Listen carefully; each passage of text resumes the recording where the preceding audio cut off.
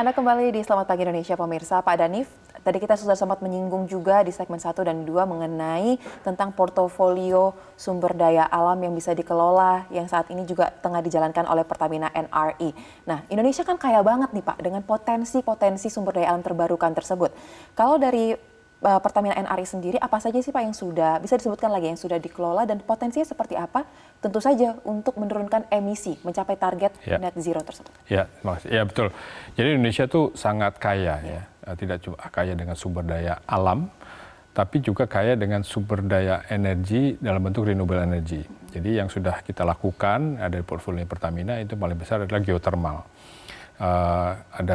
Kita mengelola hampir 700 megawatt dan punya 1,8 gigawatt yang dengan pihak ketiga. Tapi selain itu kita juga punya, seperti kita tahu, sumber daya surya. Obviously kita di tropical business, di tropical memiliki khatulistiwa gitu ya. Selain itu kita juga memiliki hidro, air ya. Kita banyak sungai gitu ya. Ini banyak nih, angin juga itu PLTB ya, tenaga bayu itu juga kita tidak sebesar yang di utara atau di selatan, tapi kita ada beberapa potensi.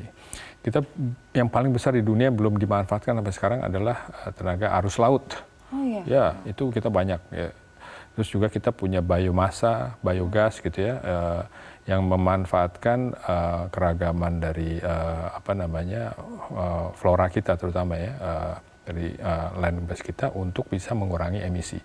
Nah ini semuanya menjadi mandat NRI untuk menciptakan bisnis energi baru yang berbasis renewable energy atau low emissions. Jadi ini yang sedang kita galakan. Memang betul banyak sekali potensinya di Indonesia. One of the country yang memiliki biggest and largest gitu variety ya. Tapi memang ada beberapa kendala, challenges, tapi kita mau konsentrasi di opportunities-nya aja.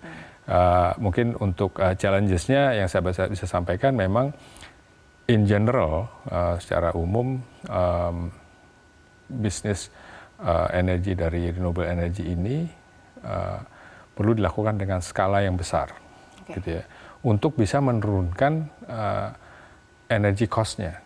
Karena kalau dilakukan dengan skala yang kecil, unit cost-nya itu masih lebih tinggi daripada unit cost yang energi yang dihasilkan dari apakah itu coal ataukah itu dalam bentuk BBM gitu ya untuk kendaraan. Jadi dalam hal ini memang kita perlu menciptakan skala bisnis yang besar sehingga unit cost-nya itu apakah dalam kilowatt hour untuk listrik ataukah dalam liter gitu ya.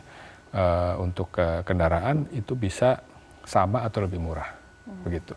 Jadi itu yang mungkin challenges-nya adalah soal affordability, gitu ya, affordability dari renewable energy ini. Karena seperti kita tahu energi ini sangat berhubungan erat dengan harga-harga barang, gitu ya. Dan kebutuhan masyarakat, jadi lebih ke inflasi. Jadi untuk menjaga inflasi kita harus menjaga harga dari energi ini. Ya, sangat banyak ya, sangat besar, sangat mampu sebenarnya kita untuk mengelola hal tersebut. Tapi ya kembali lagi ini berbicara mengenai renewable energy pasti ada kolaborasi di dalamnya dan juga teknologi ya Pak. Ya. Nah, berbicara mengenai tadi potensi yang paling besar Bapak sebutkan salah satunya adalah panas bumi. Geothermal energy ini juga yang menjadi salah satu yang dikelola oleh Pertamina NRI ya Pak. Bagaimana update-nya dan seperti apa sih potensinya ke depan Pak?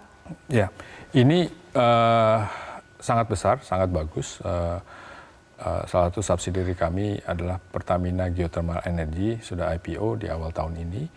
Performanya sangat baik karena memang bisnis atau segmen atau misiwan masyarakat melihat potensi gitu ya. Indonesia itu memiliki lebih dari 24 gigawatt panas bumi yang dimanfaatkan tuh kurang dari 10%. Gitu ya. Nah, jadi di sini peluang bisnis dari untuk panas bumi sangat besar. Memang ini bisnis yang hanya mungkin perlu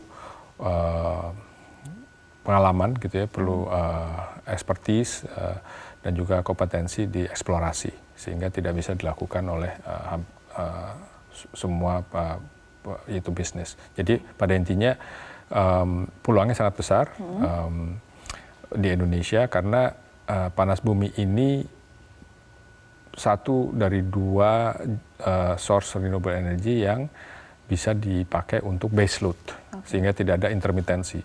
Ini sangat penting nih untuk pembangkitan karena kebanyakan renewable energy, sumber renewable energy itu tergantung dari cuaca ya, gitu.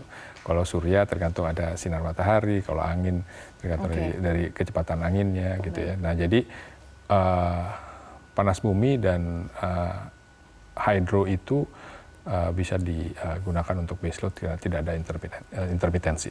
Baik, tentu saja ini akan mendukung semua rencana program untuk mencapai target net zero emission tersebut ya Pak. Terima kasih Bapak Danif Saputro untuk waktunya bersama kami di Metro TV. Jelajahi cara baru mendapatkan informasi. Download Metro TV Extend sekarang.